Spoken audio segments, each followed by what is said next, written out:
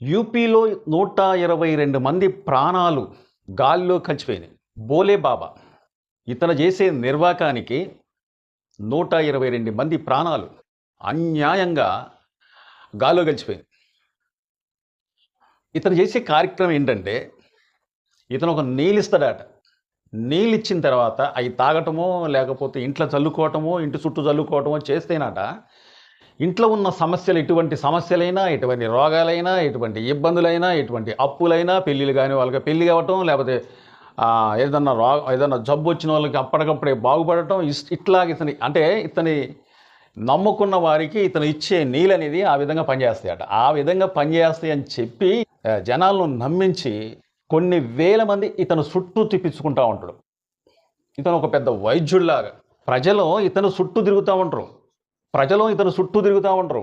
నాకు ఆ రోగం వచ్చింది, నాకు ఈ రోగం వచ్చింది, నాకు ఆ ఇబ్బంది ఉంది, నా ఈ జబ్బు ఉంది అని చెప్పి డబ్బులకి ఎటువంటి ఇబ్బంది లేకుండా డబ్బులు వాడు అప్పు తీసుకొచ్చుకొని ఇతని దోషట్లో పోసి ఇతను ఇచ్చిన ఓన్లీ నీళ్ళు మాత్రమే తీసుకెళ్ళి ఆ నీళ్ళని తాగటమో లేకపోతే ఇంటి చుట్టూ చల్లుకోవటమో ఇంట్లంతా చల్లుకోవటం మనకైతే తెలియలే. కానీ ఈ కార్యక్రమం అనేది ఇలా చేస్తూ జనాల్ని పిచ్చోళ్ళగా చేసేసి ఇతను చుట్టూ తిప్పించుకుంటూ ఉంటాడట. తొక్కిసలాట జరిగి చనిపోయారు. దాంట్లో మహిళలు ఉన్నారట, పురుషులు ఉన్నారట, చిన్నపిల్లలు కూడా ఉన్నారట. అసలు ప్రజలు ఎందుకు ఇసంటి వాళ్ళను నమ్ముతారో అర్థం కావట్లేదు. సరే నమ్మచ్చు, కానీ భక్తి అనేది ఉండొచ్చు, నమ్మకం అనేది ఉండొచ్చు. మనిషిని ఎంతవరకు మనం ఆరాధించాలో అంతవరకు మాత్రమే ఆరాధిస్తే బాగుంటుంది. అంతేగాని ఒక మనిషిని పట్టుకొని మనమే దేవుణ్ణి చేసి అతన్ని నమ్ముకోవడం అది ఎంతవరకు కరెక్ట్ అనేది అర్థం చేసుకుంటే అసలు ఇంతవరకు వచ్చేది కాదు. అతను ఇలా నడిచి వెళ్తూ ఉంటే అతని కింద పాదాల కింద ఉన్న ధూళి కోసం, అంటే మట్టి కోసం వీళ్ళందరూ ఎగబట్టడం వల్ల, వీళ్ళందరూ అక్కడ ఉన్న పాదాల కింద ఉన్న మట్టి కోసం ఎగబట్టడం వల్ల తొక్కిసలాట జరిగి 122 మంది నిష్కారణంగా చనిపోయారట. అసలు ఈ బోలేబాబాకి ఈ బోలేబాబాకి ఏదన్నా జబ్బు వచ్చిందనుకోండి, ఏదన్నా ఒంట్లో బాగాలేకుండా ఉందనుకోండి, అసలు రావద్దు. నేను ఏదో ఈ బోలేబాబే కాదు, సపోజు ఇసంటి స్వాములకి ఏదన్నా జబ్బు వచ్చిందనుకోండి, వీళ్ళు ఎక్కడికి వెళ్తారో నాకు తెలియకడుగుతాను. ఒకసారి చెప్పండి. మనకందరికీ తెలిసిన విషయమే. మంచి డాక్టర్ దగ్గరికి వెళ్తారు. బీపీ ఉన్నా, షుగర్ ఉన్నా, ఇంకే జబ్బులు వచ్చినా కానీ ఒక డాక్టర్ని కలిసి అతని సూచనల మేరగా మందులు వాడుతూ తగ్గించుకుంటారు అన్నమాట. కానీ ఇక్కడ ప్రాబ్లం ఏంటంటే ఈ స్వాములే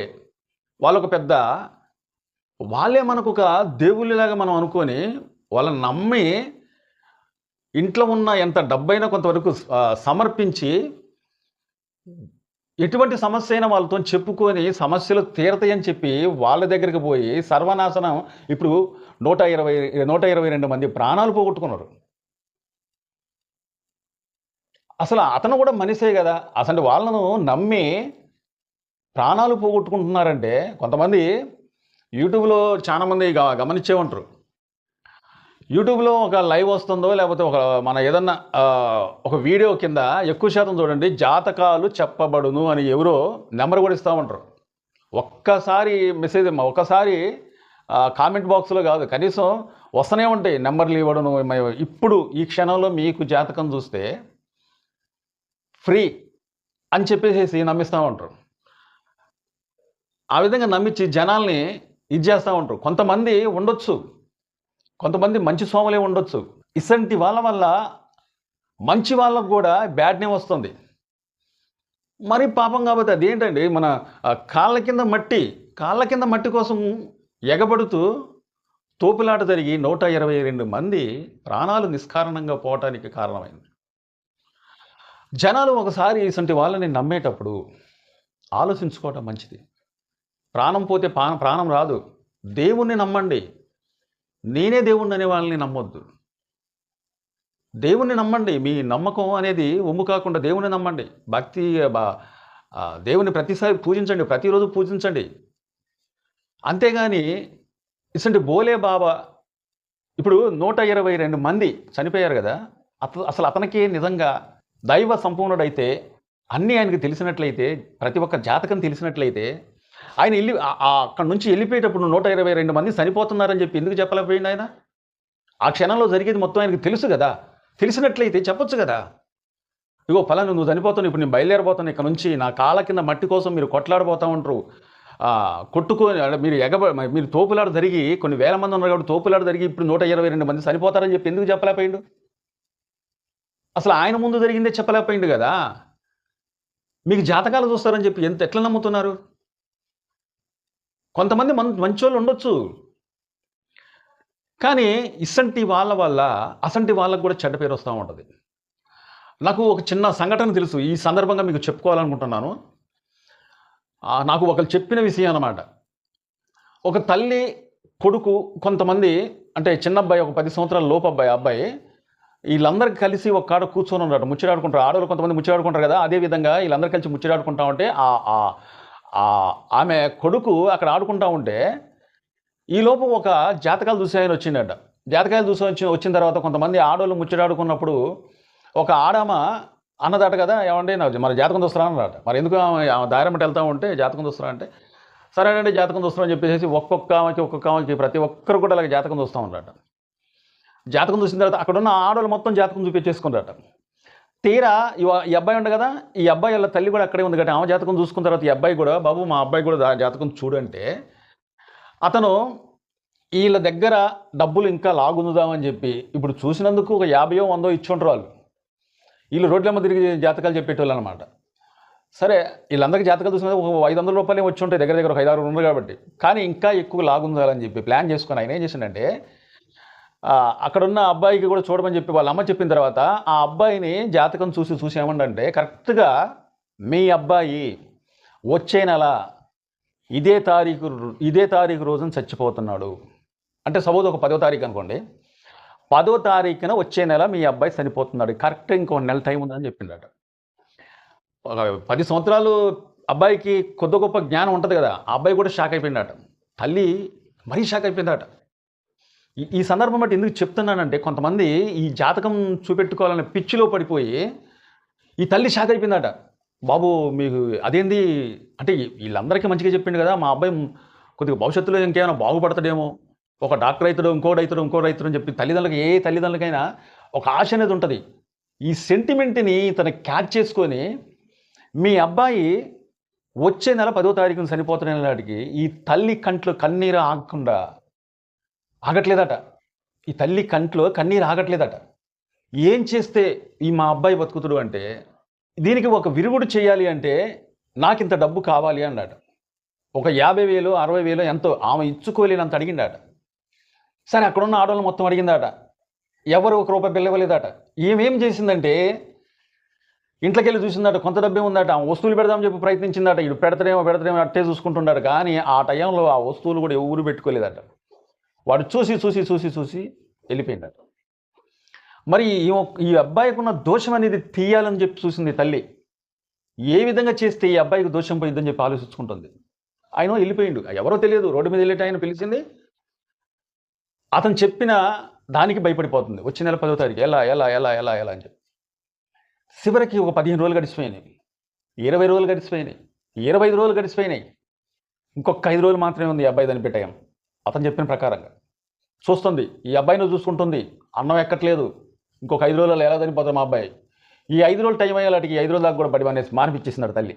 బాబు నువ్వు ఆడికి వెళ్ళకు, ఏమో ఒకవేళ బదారికి వెళ్తే రోడ్డు మీద యాక్సిడెంట్ అయ్యి చనిపోతామేమో, లేకపోతే చిన్నపిల్లలతో ఏదైనా ఆడుకుంటే నా బావి దగ్గరికి వెళ్ళి చనిపోతామేమో, లేకపోతే ఇంకొక రకంగా ఎట్లా చనిపోతామేమో, నా కళ్ళ ముందే ఉండు అని చెప్పి ఈ 5 రోజులు కూడా ఆయన అబ్బాయిని బడికి పంపించలేదట. తల్లి అన్నం వండుకుంటుందట, కొడుక్కి పెడుతుందట, ఆలోచించుకుంటుందట, మన ఏదమే ఉందట. ఇతనికి ఎప్పుడైతే చెప్పిండో అప్పటి నుంచి ఇదే జాస. వస్తాడేమో, అతను అడిగిన డబ్బు ఇద్దామని చెప్పి చూసుకుంటుంటుందట. వస్తాడేమో అని చెప్పి ఎప్పుడైనా దారిలో వెళ్తాడేమో, ఆ దోషం తీస్తారుగా ఒక 5 రోజుల టైం ఏముంది. అట్లాగా 25 రోజులు గడిచిపోయినాయి. అతను చూసుకుంటుంది, ఎంతైతే డబ్బు అడిగిండో అంత డబ్బు అనేది సమకూర్చుకుంది తల్లి. అప్పు చేసిందో ఏం చేసిందో, ఉన్న వస్తువులు ఏమో పెట్టిందో తెలియదు. కానీ అతనికి ఇక్కడ జాస లేదు, ఇతను ఏమిస్తుంది మళ్ళీ ఈ డబ్బులనే తీసుకొని ఏదో అట్లా చేద్దాం అని చెప్పి ఆ జాస అనేది లేకుండా వెళ్ళిపోయింది ఆయన. తీరా చూసేలాటికి ఇంకొక 2 రోజులు టైం ఉంది. 28 రోజులు పూర్తి అయిపోయింది. ఈ తల్లికి ఏం చేయాలో అర్థం కావట్లేదు. 2 రోజులు టైం ఉంది. రేపు ఎల్లుండి మాత్రమే.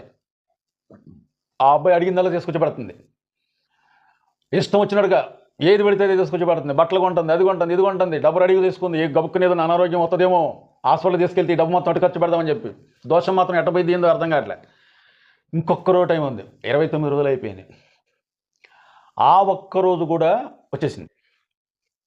ఉదయాన్నే లేచింది. అసలు ఇంటి పని ఏం చేయట్లే. ఆ అబ్బాయిని చూసుకుంటుంది. అమ్మో ఈరోజు ఎట్లాగైనా మా అబ్బాయి చనిపోతాడు, నేనేం చెయ్యాలి?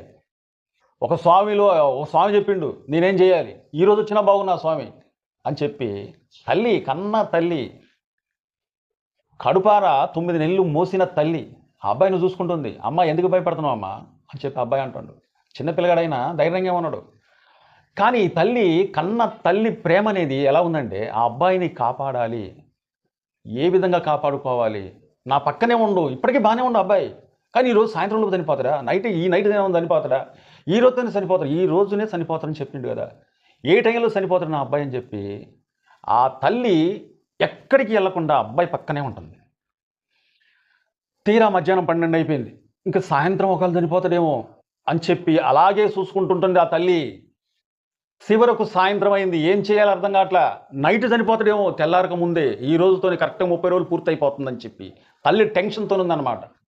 ఉండి ఉండి ఉండి ఉండి ఆ అబ్బాయికి కోరుకున్నలా తీసుకొచ్చి పెడుతుందేమో. అప్పటికి 5 రోజులు అవుతుంది. ఆ అబ్బాయిని స్కూల్కి వెళ్ళకుండా ఆ తల్లి ఎంత ఆవేదన పడుతుందంటే, ఇతను చెప్పిన ఒక దానికి ఆ తల్లి అంత ఒక ఏమంటారు దాన్ని, ఆ తల్లి అంత ఆవేదన చెందుతుంది. అంటే కన్న కొడుకు కదా, కన్న కూతురు కదా, కన్న బిడ్డలంటే ఏ తల్లికి ఇష్టం కాదు.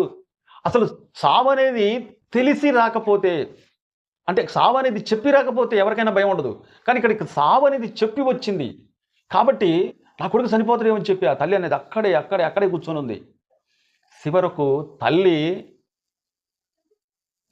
తల్లి ఆ అబ్బాయిని చూసుకుంటూ అట్టే ఉన్న తర్వాత నైట్ అయింది. ఎప్పుడు నిద్రపోయిందో పోయింది. ఎందుకంటే ఇన్ని రోజుల దాకా తల్లికి నిద్రలేదు. ఆ అబ్బాయి నిద్రపోయింది. ఆ అబ్బాయి పండుకుంటూ తల్లి పండుకుంది, పక్కనే పండుకొని ఉండరు. చూసింది ఆ అబ్బాయిని. చూసి అట్లాగా కళ్ళు మూసుకొని కంటారా నిద్రపోయింది. చివరికి ఏమైందంటే తెల్లారింది. ఇన్ని రోజుల దాకా నిద్రపోలేదు కాబట్టి దగ్గర 6:30 అయింది. ఆ తల్లి లేచేలాంటి సడన్గా లేచింది. అటు ఇటు తిరిగి చూసింది. పక్కన అబ్బాయిని చూసింది. కళ్ళు మూసుకొని ఉండు. చనిపోయిందేమని చెప్పేసి ఆ అబ్బాయిని పట్టుకొని బాబు అని చెప్పేసి లేపుతుంది. లటక్కన అబ్బాయి తల్లి ఆర్చిన ఆర్పుకి లేచి ఏంటమ్మా అన్నాడు. ఆశ్చర్యపోయింది.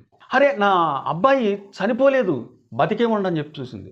కానీ ఇక్కడ ఇది చెప్పింది ఏంటంటే, ఇది ఎందుకు చెప్తున్నానంటే, ఈ తల్లి ఇతను చెప్పిన మాటలు నమ్మి ఈ తల్లి నెల రోజుల నరకం చూసింది. ఆ అబ్బాయిని కంటికి పాపలాగా కాపాడుకుంది తల్లి. ఈ తల్లి ఏమనుకుంటుందంటే, 9 నెలలు మోసింది గొప్పతనం కాదు, 30 రోజులు నేను చూసుకుంది నాకు గొప్పతనం. నా కొడుకు ఏమన్నా అయిపోతుందేమని చెప్పి 30 రోజులు నేను చూసుకునే నాకు గొప్పతనం అని చెప్పి ఆ తల్లి ఆ అబ్బాయిని వాటేసుకుంటూ ఏడుతుందన్నమాట. ఇసంటి క్షోభకు కొంతమంది గురి చేస్తూ ఉంటారన్నమాట. కొంతమంది మనకు ఎవరి మీద అయితే ఇష్టం ఉంటుందో వాళ్ళని భయపెట్టి, వాళ్ళు ఏదో అయిపోద్దని చెప్పి భయపెట్టి ఎంత డబ్బులైనా లాక్కుంటారు. కాబట్టి ఇసంటి వాళ్ళను నమ్మకూడదన్న ఉద్దేశంతోనే ఈ యొక్క వీడియో చేయాల్సి వస్తుంది. ఆ తల్లి ఎంతగానో కడుపు కోత గురైంది తెలుసా. నా కన్న కొడుకు ఏమైనా ఇతడేమో ఈ 30 రోజులల్లా నా కన్న కొడుకు ఎప్పుడు చనిపోతాడో ఏంటో అని చెప్పి ఆ తల్లి ఆవేదన చెందుతూ అబ్బాయిని ఒక కంటికి పాపలాగా చూసుకుంది. ఇదంతా నేను ఎందుకు చెప్తున్నానంటే, వాళ్ళకి ఎప్పుడైనా ఏదైనా రోగం వస్తే, ఏదైనా జబ్బు వస్తే వాళ్ళు ఎక్కడికి వెళ్తారు? హాస్పిటల్కే వెళ్తారు. కానీ మనల్ని మాత్రం మా దగ్గరికి రండి మిమ్మల్ని బాగు చేస్తామంటారు. తిరిగి డబ్బులు మొత్తం పోగొట్టుకునేది ఇక్కడ మనమే.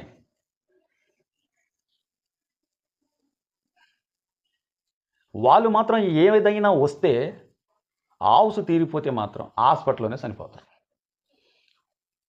సో ఇక్కడ నేను చెప్పేది ఏంటంటే, మీకు బాగా అర్థమయ్యే ఉంటుంది, 122 మంది నిష్కారణంగా చనిపోయారనమాట. ఎవరినైనా నమ్మేటప్పుడు మనుషుల్ని మేమే దేవుళ్ళం అని చెప్పి మనల్ని నమ్మించే మనుషుల్ని ఎప్పుడూ నమ్మకూడదు. దేవుణ్ణి నమ్మండి, దేవుణ్ణి పూజించండి, దేవుణ్ణి భక్తి పరవశంతో మనం పూజించండి, అది ఏ దేవుడైనా సరే. కానీ ఇసంటి వాళ్ళని నమ్మకూడదన్న ఉద్దేశమే ఈ యొక్క వీడియో ఉద్దేశం.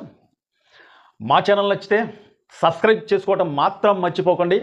మరో వీడియో కోసం ఎదురు చూడండి. Thank you.